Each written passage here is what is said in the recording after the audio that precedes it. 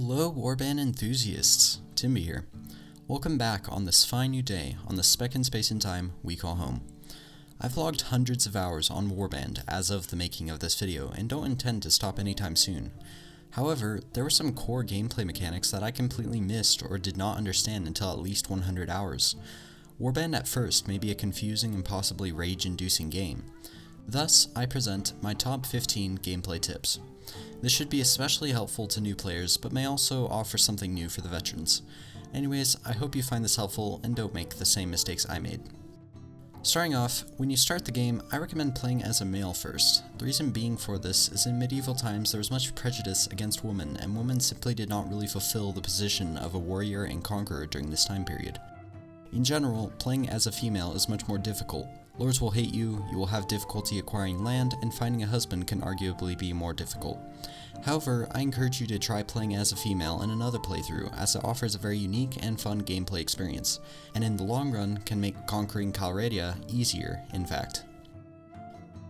When you create your character, you're presented with various options. These options affect both your renown, your starting equipment, and the traits and skills you begin with.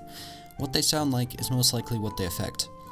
For example, choosing a noble will give you 100 extra starting renown as a male, and 100 extra money among noble type related skills. Generally, the option that is physically higher gives a higher status and better items and skills. If you pick a noble, you will get to pick a banner from the beginning, otherwise you will need to spend some time gaining renown before you gain the right to carry a banner. Additionally, consider starting the game as allow me to quit without saving for your first time. This could allow you to play the way you want and prevent potential raging as you lose an entire army and get taken captive, requiring to essentially start from scratch. Work on your strength and agility skills during your early levels, and then work on intelligence and charisma skills on higher levels. The reason being is that strength and agility are generally personal related skills that make combat much easier, giving you more hit points, making you faster, and increasing your strength, which is crucial in the early game as your influence in the combat could mean the difference between a win and loss for many battles. Additionally, related to this, spend some time learning the combat. Learn how to manually block and attack, and learn the basic mechanics of each weapon type. You can learn this through the tutorial on the menu, or through various training ground locations around the map or at an arena in a city. Note the faction you join in the beginning, as when you start there will be different bandit parties based on your starting location. Swadia has forest bandits, the Vigors have taiga bandits, Karagit has steppe bandits, Nords have sea raiders, Rhodoks have mountain bandits, and the Saranids have desert bandits. For starting out, I would recommend you choose the Kingdom of the Rhodoks or the Kingdom of Swadia. Another unique part about each faction is that they have unique troops and specialties. The Nords have fantastic footmen, while the Swadians have great cavalry. The Rhodoks' crossbows cannot be matched, and the Karagit have amazing horse archers. The Saranids have heavy cavalry, while the Vigors are overall equally balanced. Each faction is also based on historical equivalents, and therefore have corresponding culture and weapons and armor based on the faction they are based on in history. As you play and explore each faction in greater depth, you will hopefully find the one that suits your preferences best. Work on recruiting soldiers until you have at least 20 to 50, and then pledge allegiance to a lord or fight as a mercenary for their faction. Ideally, pledge allegiance, as you will be granted a fief and the protection of the faction. A fief in this case is a village of the faction you join, which you can manage and automatically collect rent from on a weekly basis. Occasionally, you will be called to join a war campaign if vassaled with a faction. When I first played, I had no idea about the accompany option. You can right-click an allied party on the campaign map and click accompany. This will make you follow and stop when the party does accordingly. Particularly useful when the marshal of the faction is on a campaign and wandering all around the map. Morale is tough to counter in the early game. Morale affects the soldier's ability in battle, how likely they are to stand their ground and charge, and their chance of breaking and fleeing. Additionally, the morale level affects your speed on the campaign map. In the absolute worst case scenario, if the morale is horrendously low, your troops will begin to desert your party. Morale is lost based on recent events and the size of your party. You can increase morale by winning battles and buying a greater food variety, just keeping active. Additionally, morale can negatively be affected by your companions if they are incompatible with one another, but more on that later. You can find the morale report by clicking the Reports button. Money is equally tough to handle in the beginning. The most obvious ways of acquiring said money is to hunt down bandits and fulfill quests. But there are also other ways. For one, if you are a vassal of your faction, you may own a fief that produces a weekly income. Additionally, you can purchase a maximum of one building in each city from the guildmaster that will produce a variable amount based on the building type. Said buildings can potentially produce thousands on a weekly basis if strategically bought. During tournaments that occasionally occur in cities, you can bet money on yourself, potentially earning thousands of dinars if you win. If you are at war with a faction, you can pillage a village, which can provide tons of great loot that can be sold for thousands. If your prisoner management skill is upgraded, you can acquire prisoners after battle and sell them to a ransom broker that occasionally spawns at taverns. Finally, if your or your companion's trading skill is at a decent level, you can assess local prices at a city and purchase the types of goods with the greatest return and sell them at another city for a higher price than what was initially paid. Realize though that each item sold lowers the value at which it will be purchased for. Therefore, this method is only profitable on a small scale.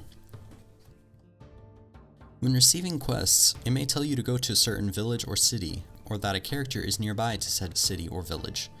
One incredibly useful feature that I found that may be obvious to some and unseen to others is the Show on Map button, which, when clicked, will move to the location on the campaign map of that particular city, village, or castle. Somehow I missed this button for the first 80 hours of gameplay, but when I found it, I was ecstatic. Laugh if you want. Somewhat related to the last tip, make sure to take a look at the notes page. This has a plethora of interesting content and information showing every faction and associated vassal and locations as well as the foreign relations of each faction. Additionally, when you click on the characters in the screen, you can see their family, last known location, and any fiefs they may own. Helpful for finding that particular character or finding a potential spouse to marry. Additionally, looking at the reports on a general basis also provides very helpful information on the affairs of adventuring. When you go to cities, always check out the tavern. They are hero characters which cannot die and can level up and equip items identically to the player. Keep this in mind. You could have a specific hero character designated as the medic, meaning you invest all their skill points into intelligence and associated medical fields. You could have another for tracking and pathfinding and a third for trade and persuasion. Rather than becoming spread out in all fields yourself, have elite characters in each field, as effects do not stack. The benefit is only for the character that has the highest level in the particular skill. Note though that companions are fickle characters and may like or hate the other companions, potentially lowering morale. If this happens, remove the least necessary ones. You can create a maximum sustainable balance of 8 companion characters if you pick the right ones. Otherwise, they will squabble amongst themselves and lower the morale of the warband. You can enter first-person mode by pressing R, and you can zoom in by holding shift. This can debatably make fighting with ranged weapons easier, and is certainly a preference for players. It's fairly ugly, as the textures nor model are that pretty, but nonetheless, this option is sometimes very preferable. In battles, you can press numbers 0 through 9 to command different groups of soldiers. 1 commands infantry, 2 commands archers, 3 commands cavalry, and 0 commands everyone. The rest are for custom divisions. When you hit one of these number keys, a context menu will pop up, where you can press various F keys to order your troops around. When I first started, I had no idea that troops could be commanded, and only thought they knew how to run into the spears of the enemies. Therefore, I thought this game was quite stupid, and constantly suffered high troop losses when in battle. Additionally related to this, you can press the backspace key on your keyboard to open up a separate command interface as well as display a real-time battle minimap. While on the campaign map, you can press Ctrl plus the spacebar key to speed up time. Be careful with this though, as time does speed up quite fast and things could happen that you don't necessarily want to happen. Using this feature, I often run into lords parties and get killed since you need a fast reaction time to respond at this speed. 2 big gameplay factors that you don't think about when you start playing is Renown and Honor. Renown affects if you can join a faction, if you can aid a claimant, if you can join a feast without becoming a vassal, becoming marshal, and asking for permission to marry a lady if you are male. Renown is acquired in various quests, through winning tournaments and battles and holding a feast if you are a lord, and it can be lost if you did not do any of the above for some time. Honor, in its simplest form, is like karma, and is increased for doing honorable actions, such as allowing a lord to go free after a battle you came out the victor, or declining a reward for saving peasants from bandits. Honor affects interaction with other lords and may lead to various events. The higher your honor, the more likely a mercenary will accept your offer or of you being elected marshal. Additionally, honor will increase your relations with some lords. The lower your honor, the more likely you are to be targeted. Finally, don't give up. It takes time, but eventually you'll have a sizable veteran army that is capable of taking a city or castle. When this happens, renounce your allegiance from your lord if applicable, and look for a kingdom that is both weak unit types and is struggling politically and economically already, and then go find a low garrison location and conquer a castle or city to found your very own faction. It is stressful, time-consuming, and difficult, but it is the most rewarding thing I have ever felt when I personally had my very own faction in Calradia. Anyways, thank you so very much for watching and staying as long as you have. Let me know if you're a new player or an old player, and if you did or did not find these tips helpful. If you have any more tips, let me know in the comments for others to see. If you liked the video, let me know in the comments or leave a like. If you didn't enjoy the video, then please tell me how I can improve. If you don't do either, I hope every time you play a Mount & Blade game, your fiefs will be raided and bandits will drink from your skull. If you're new to my channel, consider subscribing.